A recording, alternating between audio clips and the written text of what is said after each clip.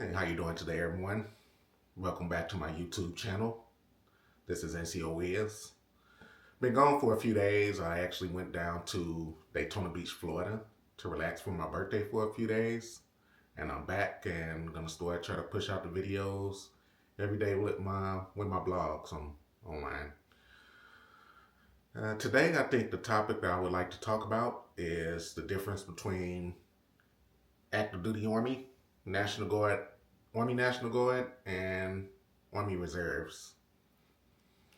And also, I would like to talk about um, with traditional Guard, secondary MOSs that we have, and different jobs that you could do to make up income, extra income, in between being just a traditional National Guard soldier. All right, so a lot of people who don't know about the military, they kind of get just the different branches mixed up. And now I would like to explain with active duty Army, basically that's federal paid full-time Army, and that's your job. You report every day for whatever your MOS is, and that's what you do every day. Just eat, sleep, breathe, Army every day. Reserves is different. It's sort of 1 week in a month, 2 weeks a year.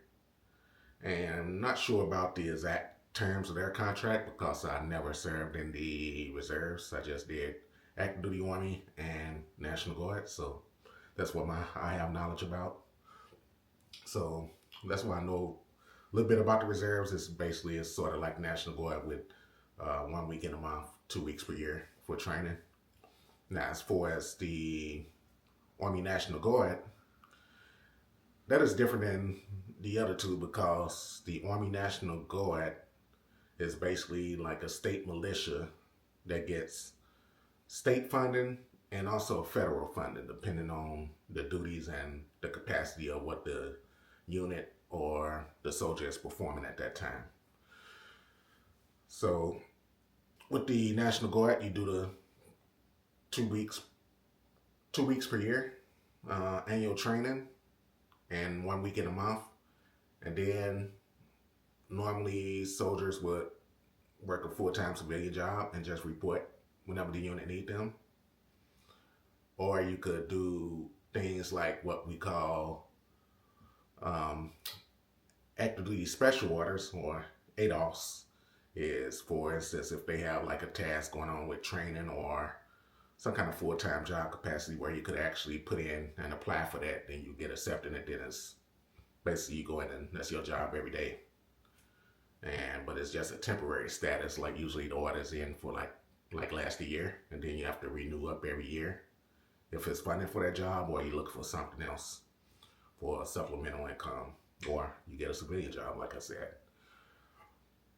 As far as myself, my other job besides being a transportation specialist, 88 Mike, I also perform duties at military funeral honors.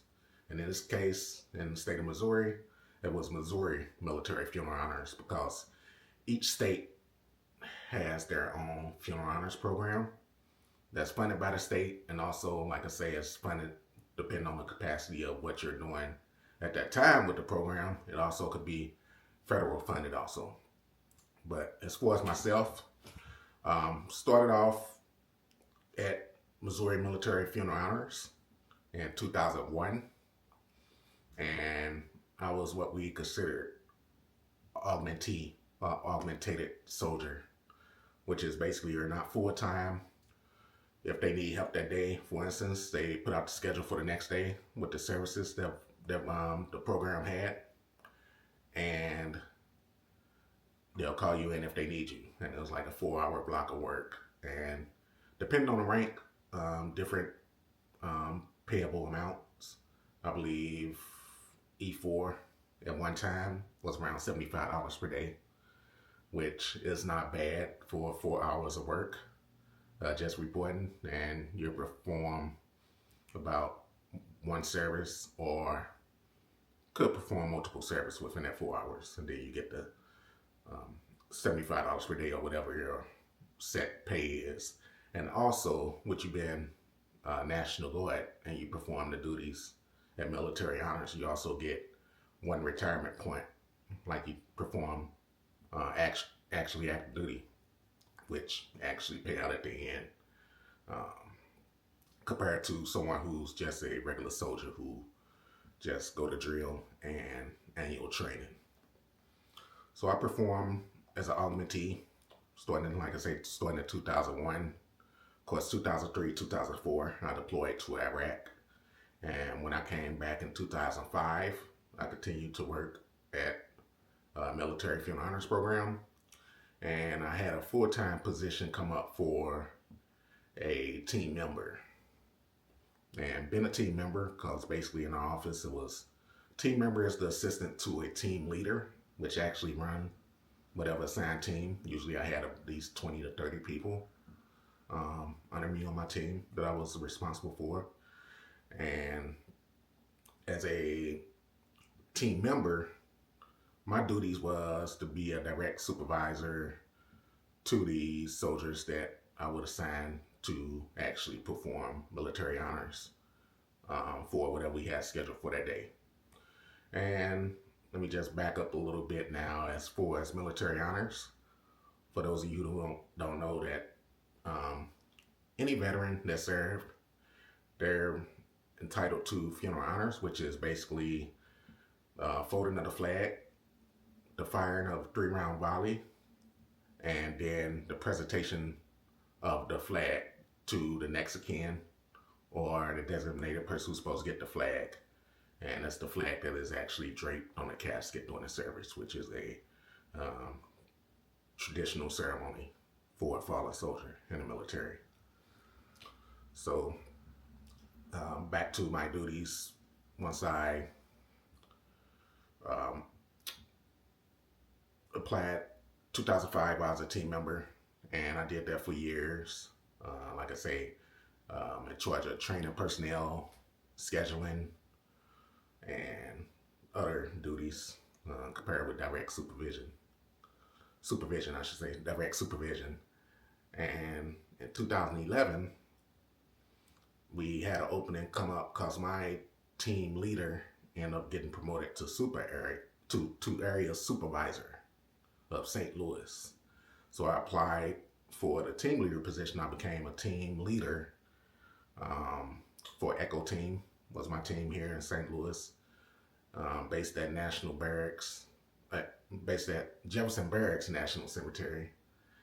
And from 2011 to 2019, I stayed in that position.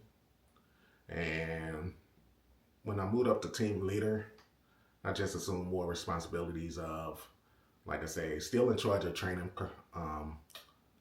personnel that perform the services, and admin duties also, which is things like ammo report because we do fire blanks at the service when we fire the 3-round volleys.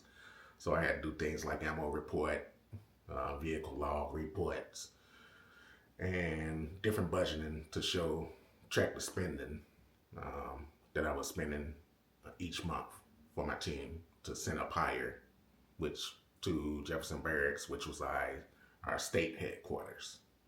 And then they send it up to the big wigs above them for the budgeting to show where all of the money is going for the program. I would say military honors was a very humbling experience. And anyone who actually been to a military service to see the honors actually probably would understand what I'm talking about. But I performed close to 3,000, probably 2,800 services during that time.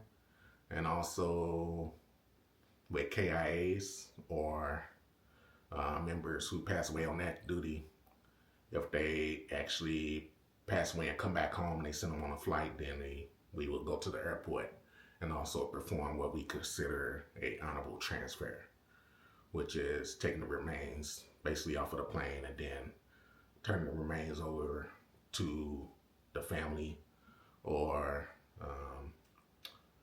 whoever is actually performing the service will turn remains over honorably to them. And I think I'll end right there. Kind of just a brief explanation of the secondary job I did, also in the military. And I mean, if you like the information I'm putting out, then please subscribe and hit the thumbs up below. And also, I'm gonna post the link to my travel channel, which is the Get About Globetrotters on YouTube. So if you want to follow me on my travel adventures, then make sure you check out that channel.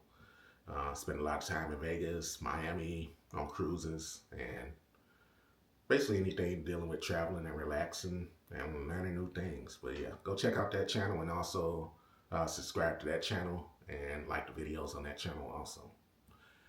All right, I think I'll end right there. Thanks for listening to me. NCO Whiz out.